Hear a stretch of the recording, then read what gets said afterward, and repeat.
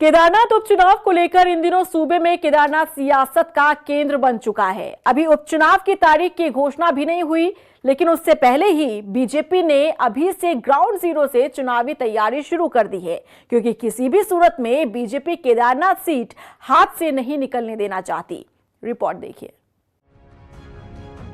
केदारनाथ उपचुनाव में बढ़ाई बीजेपी की धड़कनें।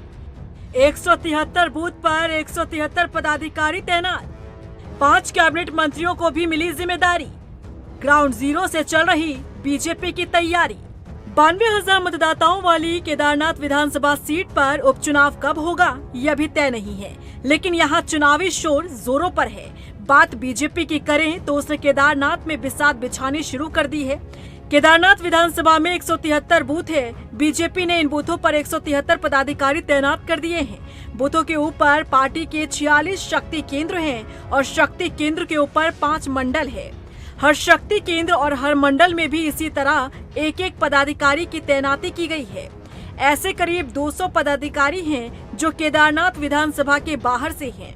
20 सितंबर के बाद 5 मंडलों में एक कैबिनेट मंत्री को भी मैदान में उतारने की तैयारी है। आखिर इन पदाधिकारियों का काम क्या होगा, आपको बताते हैं। बूथ पर बीजेपी के सदस्यता अभियान को गंभीरता से आगे बढ़ाया जाएगा। सरकार की उपलब्धियों को बूथ के हर एक घर तक पहुंचाने का टारगेट है।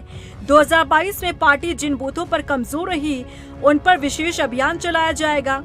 किस बूथ पर लोगों की कॉमन क्या समस्या है, उसे टारगेट कर आचार संहिता से पहले दूर किया जाएगा। मंत्री अपने अपने विभाग से संबंधित समस्याओं का मौके पर निस्तारण करेंगे। केदारनाथ विधानसभा में हमने अधिक फोकस किया है कि वहाँ घर घर कार्यकर्ता जाएं और अधिक से अधिक लोगों को भारतीय जनता पार्टी में जोड़ने का काम करें। दूसरा, घर घर संपर्क के तहत केंद्र सरकार की और राज्य सरकार की जो उपलब्धियां हैं, जो महत्वपूर्ण काम हैं, उन कामों को जन जन तक पहुंचाएंगे, जनता के बीच में चर्चा करेंगे। कांग्रेस का कहना है कि ये बीजेपी का डर है। एक के बाद एक 2 उपचुनाव हारने के बाद से बीजेपी घबराई हुई है। कांग्रेस के पूर्व प्रदेश अध्यक्ष गणेश गोदियाल का कहना है कि बीजेपी के लिए केदारनाथ उपचुनाव को जीतना प्रतिष्ठा का सवाल बन गया है।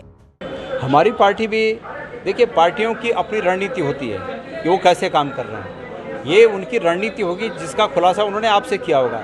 हमारी भी कोई रणनीति है जिसको हमारा संगठन बखूबी अंजाम दे रहा है। अब माननीय अध्यक्ष जी इस बारे में कुछ कह पाएंगे कि वो क्या इसमें कर रहे हैं, लेकिन जहाँ तक केदारनाथ में कार्यकर्ताओं का सवाल है, मैं केदारनाथ से 3 दिन के भ्रमण के बाद आज यहाँ पर पहुँचा हूँ और मैं इस बात को जानकारी के आधार पर कह सकता हूँ कि कांग्रेस का कार्यकर्ता वहाँ प्रत्येक बूथ पर एक्टिव है और भारतीय जनता पार्टी को सबक सिखाने के लिए तैयार है। बहरहाल इसमें कोई दोराई नहीं कि उपचुनाव होने तक केदारनाथ सियासत का केंद्र बना रहेगा।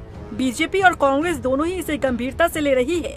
बीजेपी के पास मौका है कि वो 2 उपचुनावों में मिली हार के दाग को इस सीट पर जीत से धो सके, तो वहीं कांग्रेस मंगलौर और बद्रीनाथ में जीत के बाद केदारनाथ में हैट्रिक का रिकॉर्ड बनाना चाहती है। रफ्तार मीडिया के लिए देहरादून से मनीष डंगवाल की रिपोर्ट।